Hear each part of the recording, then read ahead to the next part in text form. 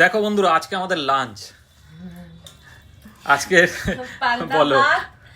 আর আলু সিদ্ধ আর আলু ভাজা। এই যে আলু ভাজা। আমরা পেঁয়াজ খাবো না, আমি আর রূপক। ছেলে পেঁয়াজ কাটতে গেছে, ছেলে বলছে আমি পান্তা ভাত পেঁয়াজ ছাড়া খেতে পারবো না। আরে ঠিক আছে, বাচ্চা মানুষ, তুই খা, কারণ আজকে সোমবার। আর আমাকে মেখে দিতে হয় পান্তা ভাত, না হলে না ওরা মাখতে পারে না। তুমি এটা ভালো মাখতে পারো। তা বন্ধুরা ভেবেছে বোধহয় সুস্মিতা এত ভাত নিয়ে বসেছে। দেখো কত পান্তা ভাত ছিল, ফেলে দেবো বলো? এত দামের চাল। আর আমি সত্যি কথা ভাত পেঁয়াজটা নিরামিষের মধ্যেই পড়ে কিন্তু, ঠিক আছে? একদম আমাদের এখানে মানে না সেটা আলাদা ব্যাপার, বাট বাইরের যে কোনো স্টেটেই কিন্তু পেঁয়াজটাকে নিরামিষের মধ্যেই মানে। ঠিক আছে, নিরামিষ ব্যাপারটা কি? ভেজিটেবলের মধ্যে মানে, ভেজের মধ্যে মানে। আর আমাদের এখানে তো আমিষ নিরামিষের ব্যাপারটাই অন্য।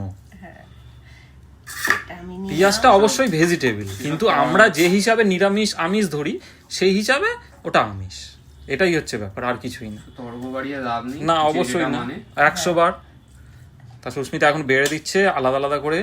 হ্যাঁ, কিন্তু বিকেলে মনে হচ্ছে আজকে সবার টিফিন করতে। আচ্ছা রিমো, দুপুরে তো এই খাওয়ালো মা আজকে, রাত্রিরে কি অন্যরকম কিছু প্ল্যান? লুচি খাওয়া হবে।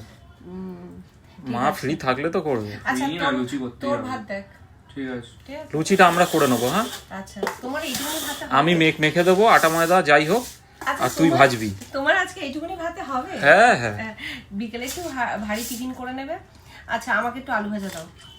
নিয়ে নাও, এখান থেকে তুলে নিয়ে নাও। না, আমার হাতটা তুমি একটু দাও। ঠিক আছে।